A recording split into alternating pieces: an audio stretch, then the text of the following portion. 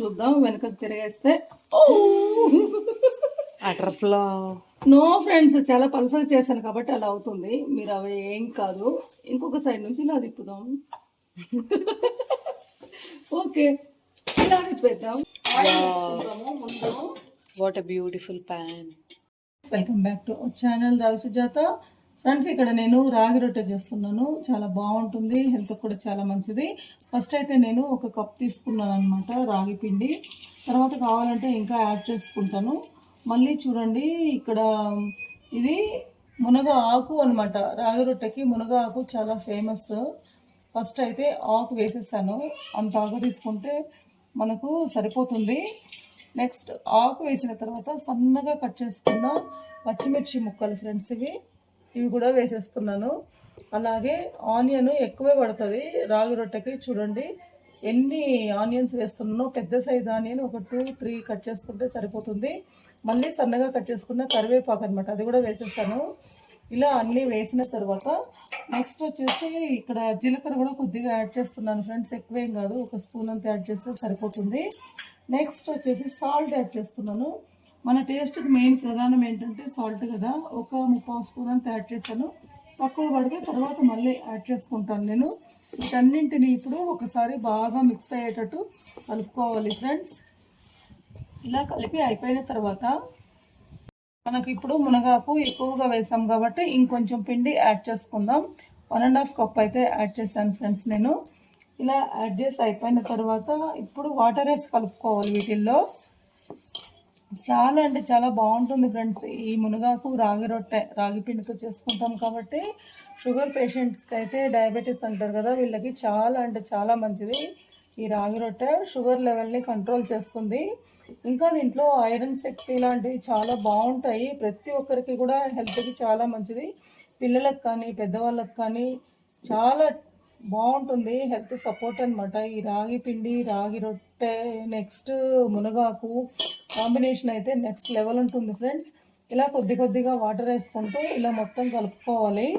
ఇలా నేను కలుపుతున్నాను కదా, చూడండి మనకు ముద్ద చేతికి వచ్చేంత వరకు అంటే ఇలా కలుపుకుంటూనే ఉండాలి. ఈ సగం పిండి కూడా వేసేస్తున్నాను ఫ్రెండ్స్. మొత్తం 2 కప్స్ వేసాను పిండి నేను. చూసారు కదా ఫ్రెండ్స్, ఇలా కలుపుకోవాలి. మనకి ముద్ద చేయడానికి చేతికి రావాలన్నమాట. అప్పటి వరకు ఇలా కలుపుకోవాలి. లైట్గా వాటర్ వేసుకుంటూ, ఒకటేసారి వాటర్ వేయకూడదు ఎప్పుడు కూడా. కానీ ఫ్రెండ్స్, మనము పప్పు వండుకున్నా కానీ, ఏ కూరలు వండుకున్నా కానీ, కర్రీస్ అయితే కూరగాయలు ఎక్కువ ఉండాలి. ఇక పప్పు ఇలాంటివి అయితే వాటిలో ఆకుకూరలు ఎక్కువ వేసుకుంటే చాలా హెల్త్కి మంచిది. ఇక్కడ కూడా నేను చూడండి మునగాకు క్వాంటిటీ ఎక్కువ తీసుకున్నాను.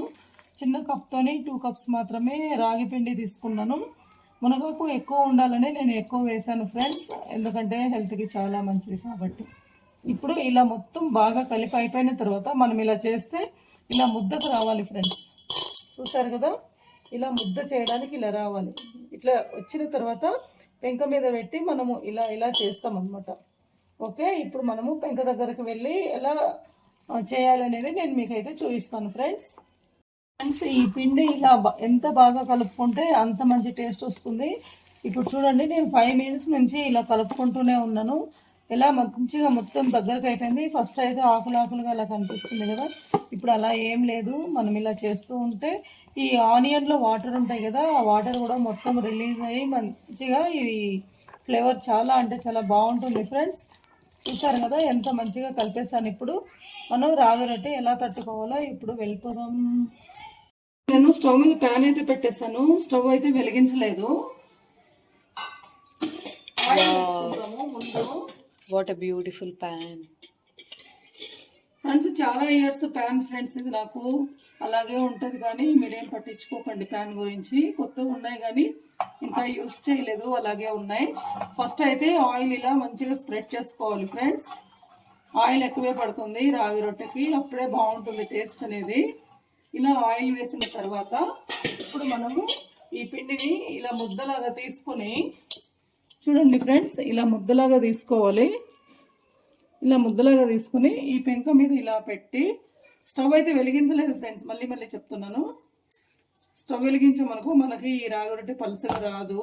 అందుకే ముందు ఇలా స్ప్రెడ్ చేసిన తర్వాత ఇలా మొత్తం మనకు ఎంత పలుచగా కావాలో అంత పలుచగా ఇలా చేసేసుకోవాలి. చూస్తున్నారు కదా ఫ్రెండ్స్,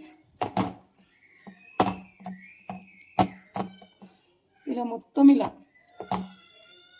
మంచిగా చేసిన తర్వాత లాస్ట్కి అప్పుడు నేను స్టవ్ వెలిగించేటప్పుడు మీకైతే చూపిస్తాను ఫ్రెండ్స్. ఇలా స్టవ్ వెలిగిస్తే ఇలా స్ప్రెడ్ అవ్వదు, మనం ఎంత పలుచగా కావాలంటే అంత చేసుకోవచ్చు. ఇప్పుడు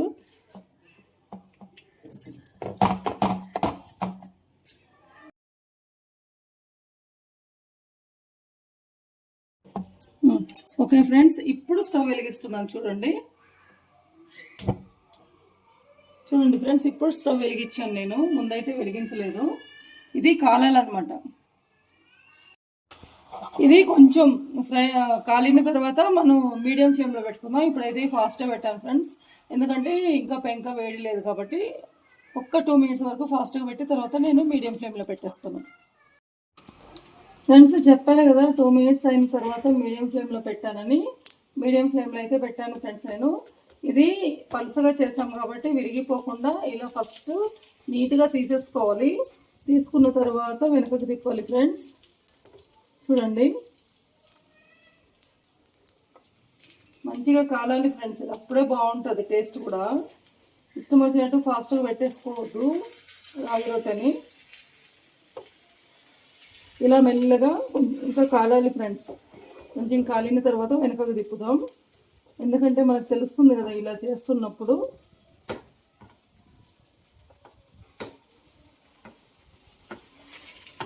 అదే ఇప్పుడు తిప్పామంటే విరిగిపోతుంది, ఇంకొంత టైం పడుతుంది ఫ్రెండ్స్. ఫ్రెండ్స్ ఇప్పుడు నేను ఇది వెనకకు తిప్పేస్తాను.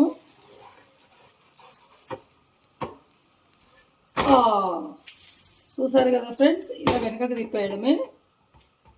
మళ్ళీ ఆయిల్ అయితే లైట్గా స్ప్రెడ్ చేసుకోవాలి ఫ్రెండ్స్. ముందు వెనక తిప్పినప్పుడు ఒక 2-3 సార్లు ఆయిల్ ఇలా వేస్తేనే మనకు మంచి టేస్ట్ అనేది వస్తుంది ఫ్రెండ్స్. ఇప్పుడు ఇది వెనక సైడ్ ఎలా కలిందో ఒకసారి చూద్దాం. వెనకకు తిరిగేస్తే అటర్ ఫ్లా.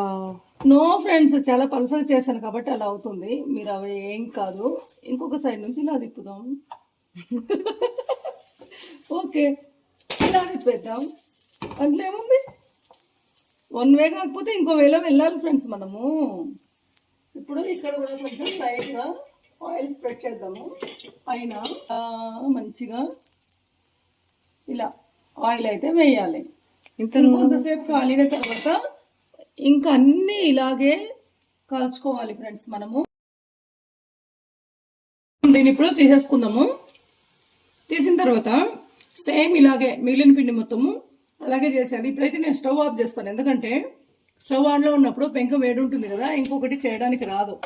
అందుకని స్టవ్ ఆఫ్ చేసిన తర్వాత మళ్ళీ ఆయిల్ వేసి సేమ్ ఇందాక చేసినట్టే ఇదే విధంగానే మళ్ళీ రాగి రొట్టె తట్టేసుకున్నాం అనుకోండి, ఇలా స్ప్రెడ్ చేసుకున్నాం అనుకోండి, మనకి ఇలా సూపర్ అంటే సూపర్గా వస్తుంది ఫ్రెండ్స్ రాగి రొట్టె. చూస్తారు కదా ఎంత బాగుందో అంటే. ట్రై చేయండి ఫ్రెండ్స్, హెల్త్కి మంచిది కాబట్టి. డయాబెటీస్ వాళ్ళకు కూడా చాలా మంచిది. చేసి పెట్టండి ఇంట్లో, మీ పేరెంట్స్ ఉంటే.